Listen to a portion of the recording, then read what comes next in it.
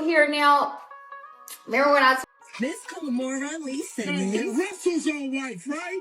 Back to the fact. Swear to God, me, K-Block, my son D-Bands, I'm in the middle, D-Bands on the side of me right here, K-Block on the side of me right here, K-Block.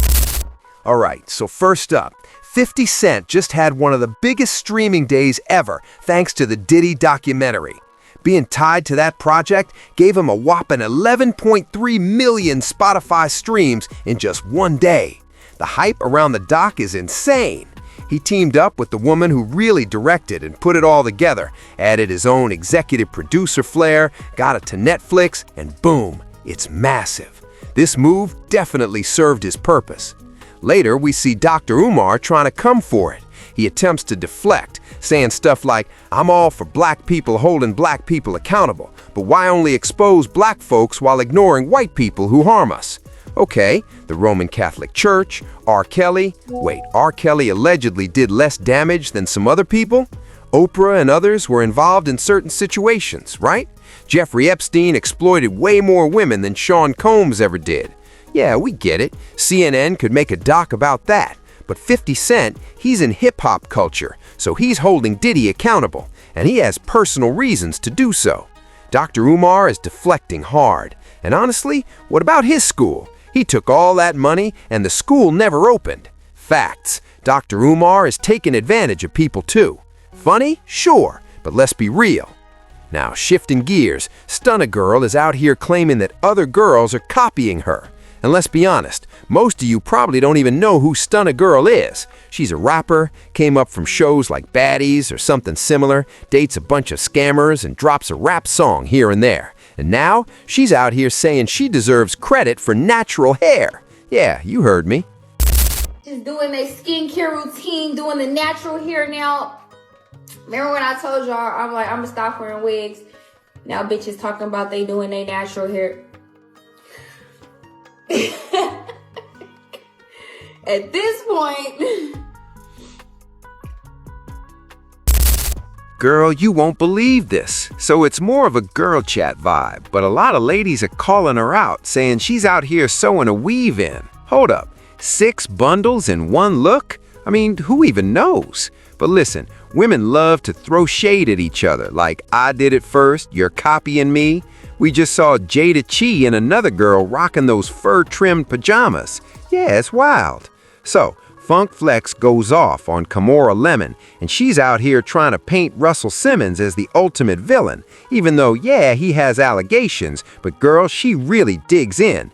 Meanwhile, her other 2 baby dads, she lets them slide, even though one straight up stole Celsius stock from Russell to cover his legal mess. He did something awful, and she just let it go, even though they all owned that stock together.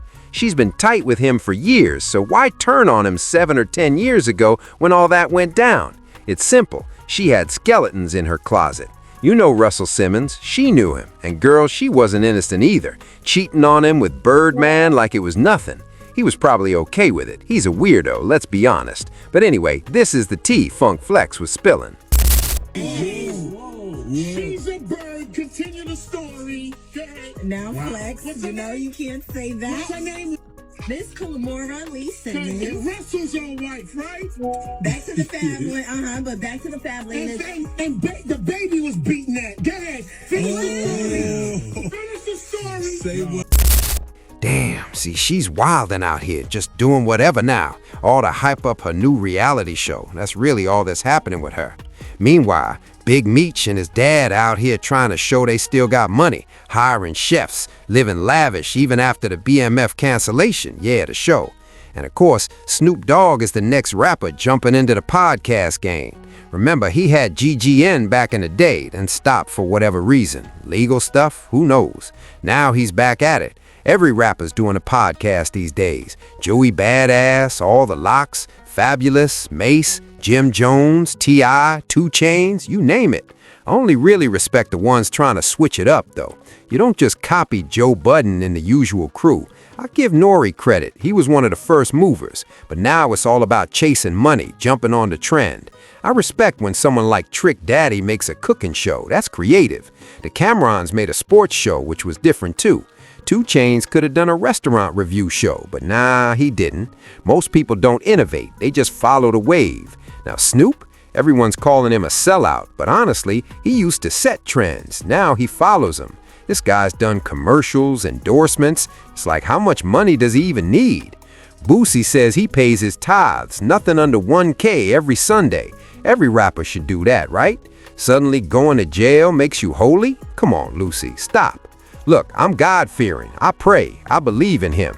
Do I hit church all the time? Nah, too much business vibes. I love church, but down south, mega churches, millions flowing, priests and Rolls Royces, it's wild. Ding and K Flock squashed their beef behind bars. Ding looks a little off, I'm keeping it real. But then he goes off and starts talking about, see with me, him and K Flock, I swear to God, that's really my heart. Me and K Flock right next to me, nigga. Every day, I swear to God, me, K Flock, my son D-Bands, I'm in the middle. D-Bands on the side of me right here, K Flock on the side of me right here. K Flock used to never like my son D-Bands too, but D-Bands was my baby. That was my 3. He shot down. bro, that was my baby. They called each other the heart. Nah, I'll never rock with that lingo, it's too much.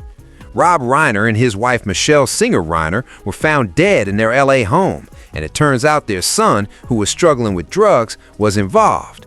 Bro, that's wild. Langelo Ball's baby mama is now exposing his income, calling it a devil number per month, and she's seeking what, probably like $50K a month in child support. Crazy.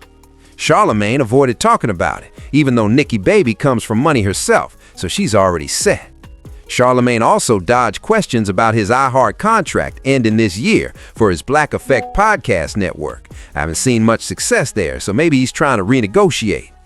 Jay-Z dropped $500 million into South Korea's Hanwha Group, investing through his Marcy Projects Capital Partners, basically Queensbridge style like Nash, a couple of years later. Nothing wrong with that, but you know, these two can't stop competing. Then we got Future, who's now supposedly embodying Louis Vuitton's creative and pioneering values. Hold up, does codeine count as part of the brand? I mean, come on, bro. Future is still relevant, but now he's blonde, looking extra weird. And Robert Kraft? He's out here with Artist of the Week, giving Travis Scott a Patriots jersey and just laughing like, yeah, show him, buddy. Robert Kraft is something else, man, I don't even know. Vlad went off on Ebro and Rosenberg, saying Hot 97 kept them employed for nearly 2 decades, even though their show wasn't the top in the market and probably unprofitable for the last 10 years. And the day they get let go, the first thing they do, trash the company instead of showing appreciation for what it gave them.